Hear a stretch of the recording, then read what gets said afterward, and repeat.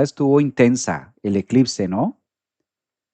Ahora, esta última semana para Escorpio, los dos planetas regentes, Marte y Plutón en la casa 4. Bueno, Escorpio, bajó la tensión, bajó la temperatura.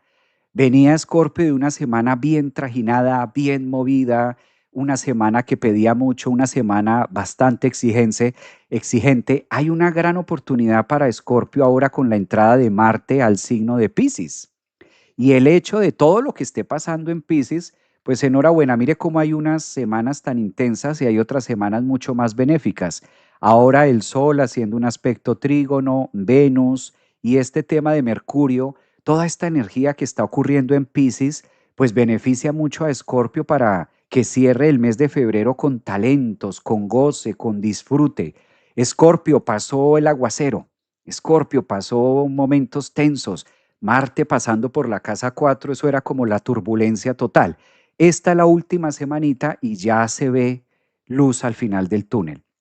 Es una semana de disfrute, es una semana típico de la casa 5. Cuando Marte entra a la casa 5 de Escorpio, dice, bueno, ¿qué hay que hacer? ¿Qué hay que hacer? ¿Cómo hay que hacerlo? Tengamos en cuenta que Escorpio es un signo que no le gusta quedarse quieto.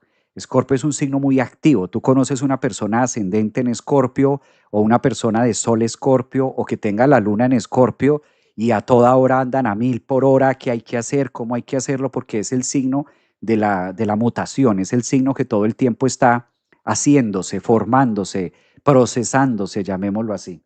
Esta semana que pasó fue tensa con el tema del eclipse allí en su casa 4 desestabilizando todo, pero cierran el mes de febrero ahora con mucho disfrute, con mucha comprensión. Venus está alumbrando también nuevas cosas en la casa 5, estar conectando con ese niño interior o con esa alegría, con esa dulzura.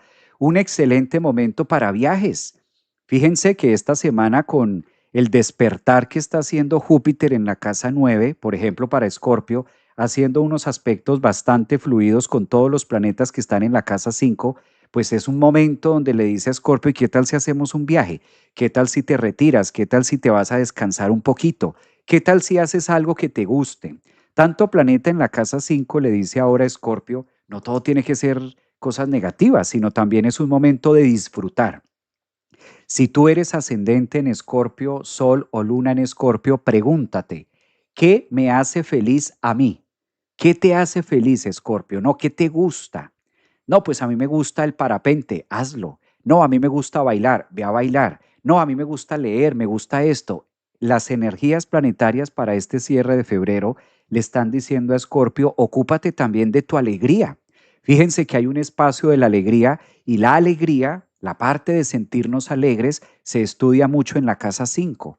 Por eso en la casa 5 somos como niños. Cuando nosotros tenemos mucho planeta en la casa 5, es el universo también diciéndonos, hey, aprende a disfrutar de las cosas de la vida. Ah, que te gusta el deporte, pues vete a hacer deporte, vete a cabalgar, vete a nadar.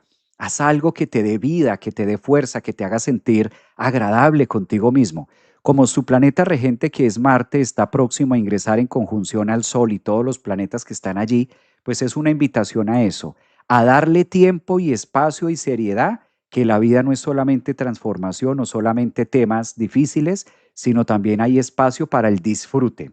Cierras el mes de febrero, Escorpio, disfrutando los placeres de la vida, que esto incluso puede incluir personas, puede incluir de manera banal, se suele decir que la casa 5 pues maneja las parejas y los novios y que aparece alguien y todo esto. Yo no soy tan temas de hablar de esto, pero dejémoslo en disfrute, el disfrute de la vida que puede venir de múltiples formas, no solamente con una persona, sino de muchas maneras. Pues a disfrutar, una semana donde el zodiaco le dice a Escorpio, disfruta.